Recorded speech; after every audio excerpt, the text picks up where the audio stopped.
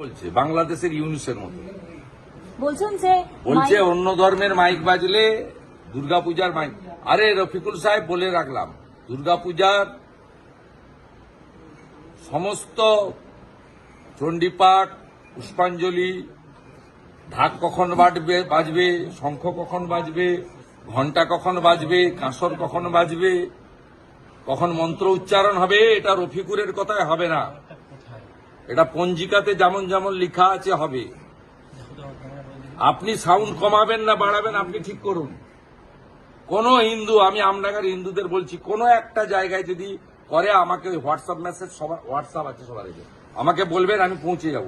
কলকাতায় থাকলে 1 ঘন্টায় পৌঁছে যাব, দূরে থাকলে 2-3 ঘন্টা দেবেন, আমি পৌঁছে যাব। আমি গতবারে গার্ডেন রিচে পৌঁছেছি, একই কাজ করেছিল। গার্ডেন রিচে বলেছিল আমাদের এলাকা মাইক খোলো, গায়ত্রী হবে না, চণ্ডী হবে না, মন্ত্র পাঠ হবে না। ওইখানে বুকের উপর দাঁড়িয়ে আরতি করে দিয়েছি। আমডাঙ্গাতে একটা পূজা মণ্ডপে যদি করে, রফিকুরের কথা শুনবেন না, এরা মুসলিম লীগ 2 করে। এবং কখন ঘন্টা, কখন কাসর, কখন শাক, কখন মন্ত্র উচ্চারণ মাইকে হবে, রফিকুর ঠিক করবে না। এখনো এটা ইউনুসের পশ্চিমবাংলা হয়নি। মমতা চেষ্টা করছে হিজাব করে, হয়নি, পরিষ্কার বলবে। পরীক্ষার এক্সাম রেজাল্টটা বেরিয়েছে, 2.5% মাত্র পাস করেছে, মানে ইতিহাস এটা, এত কম পাস না, পাস করাবে না, পাস করাবে না। তার কারণ চাকরি দিতে হবে, টাকা নেই। কলকাতা ভ্যানিস হয়ে গেছে, লন্ডন থেকে আরো এগিয়ে গেছে। দাদা এখানেই কিন্তু আপনি ভাবতে পারেন, এটা মুখ্যমন্ত্রী, কালকে 11টা লোক মারা গেছে, আর কালকে গতকাল লাঠি খেলছে। সে যাই করুক, ধর্মীয় অনুষ্ঠান, কিন্তু উনি নাচবেন কেন? উনি তো সহনাগরিকের মারা গেছেন, উনি তো সকলের গার্ডিয়ান, প্রশাসনিক হেড। উনি কেন নাচবেন? উনি কেন আনন্দ করবেন? ওনার তো 72 ঘন্টা মৌনব্রত পালন করা উচিত ছিল। এবং পুজোর উদ্বোধনে গেল, প্রদীপ জ্বালিয়ে চলে আসা উচিত।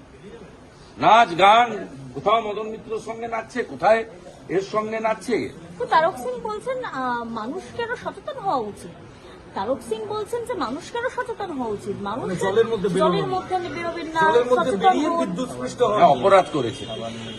আর আইএমডি যখন অরেঞ্জ ওয়ার্নিং দিয়েছিল, আপনারা যে জানাননি, মানুষ জলের মধ্যে বেরিয়ে যদি অপরাধ করে থাকে, আপনারা তার চরমতম অপরাধ করেছেন, মানুষকে সতর্ক করেননি।